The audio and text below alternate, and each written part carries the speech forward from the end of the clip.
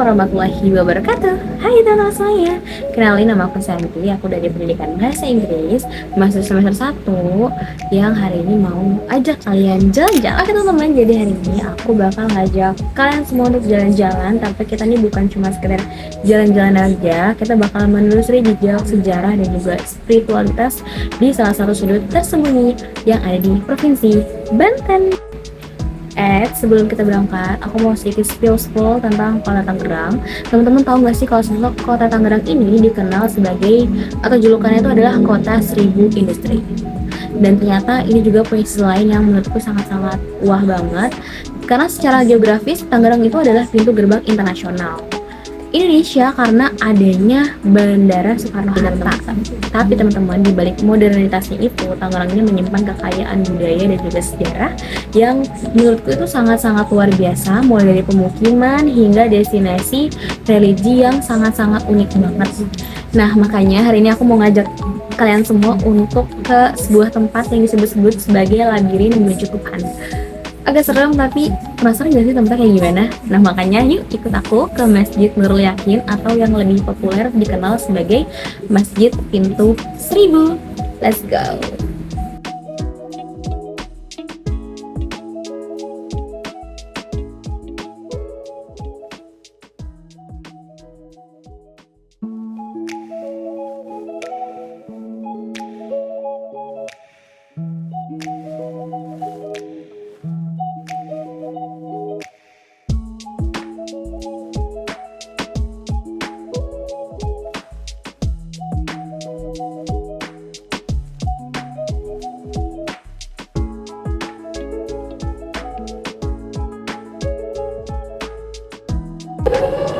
Oke teman-teman, jadi aku udah sampai di Kampung Bairo Priuk. Nah, di belakang saya ini tuh ada Masjid Nurul Yakin. Jadi masjid ini itu didirikan pada tahun 1978 sama seorang ulama keturunan Arab yang bernama Syekh Ami Al-Fakir atau Mahdi Hasan Al-Qudratillah Al-Muqaddam. Jadi beliau itu adalah keturunan ke-6 dari Sunan Gunung Jati, teman-teman. Jadi beliau itu adalah seorang keturunan ke-6 dari Raja Sunan Gunung Jati. Nah, kenapa sih aku pilih tempat ini? Karena kalau misalkan dilihat bangunan arsitekturnya tuh sangat unik ya, teman-teman. Dan teman-teman juga bisa ngeliat sendiri, arsitektur itu sangat beda dan gak biasa. Nggak ada di sini tuh, nggak, ini kan masjid ya teman-teman, tapi di sini tuh nggak ada kubah besar. Jadi ya nggak ada kubah besar kayak masjid pada umumnya. Dan kita juga di sini kita bisa melihat perpaduan gaya barokah sama motif suku Maya hingga Azteknya, sangat artistik banget dan sedikit misterius.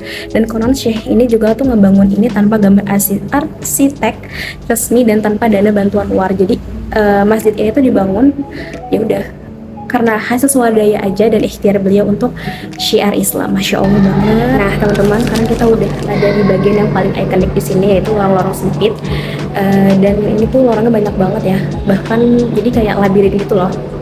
Dan kenapa? Dan itu adalah salah satu alasan kenapa ini disebut sebagai pintu seribu secara filosofis ya. Jadi pintu-pintu ini tuh melambangkan banyaknya jalan hidup manusia untuk kembali sama Tuhannya. Jadi nah, kalau misalkan teman-teman ngeh juga, di dinding-dinding segini itu banyak banget angka 999. Jadi angka ini tuh merujuk pada 99 Asmaul Husna dan juga 9 wali Allah atau wali songo nih teman-teman.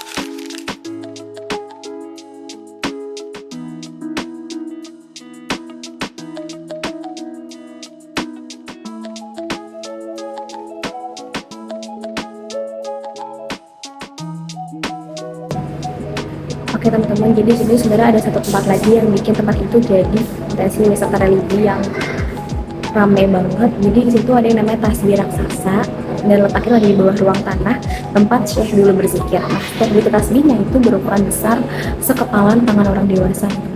Dan itu ada di sini. Cuman tadi nggak bisa melihat karena katanya ditutup. Nah, selain keunikan masjid, ini juga bukan cuma tentang bangunan aja, tapi juga dampak bagi warga sekitar. Sebagai destinasi sejarah, tempat ini juga menghidupkan ekonomi lokal ya teman-teman. Jadi di situ tuh banyak banget UMKM pedagang makanan khas Tangerang hingga kerajinan tangan yang jual di sini gitu lah. Jadi ini juga jadi bukti kalau semisal pariwisata berbasis religi itu bisa jadi penggerak ekonomi kreatif untuk masyarakat. Nah, selain itu, nilai-nilai Pancasila tuh sangat kental di sini nih. Adanya kerukunan antar warga saat menyambut peziarah dari berbagai daerah menunjukin kalau semisal betapa kuatnya persatuan kita di tengah keberagaman. Jadi, mau berkunjung ke Masjid Binus Seribu ini kasih aku sebuah perspektif baru. Kalau semisal tempat ibadah itu bukan cuma soal ritual aja, bukan soal ritual di dalam ruangan aja, tapi juga tentang gimana sih cara kita menghargai seni, sejarah, dan juga nilai kemanusiaan yang ditinggalkan sama para pendahulu kita. Nah, Tangerang juga bukan cuma soal pabrik atau mall aja ya teman-teman. Jadi Tangerang adalah tentang warisan budaya yang harus kita jaga juga.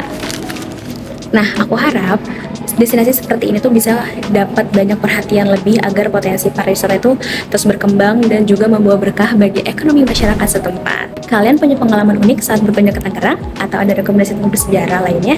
Yuk tulis di kolom komentar. Bye-bye!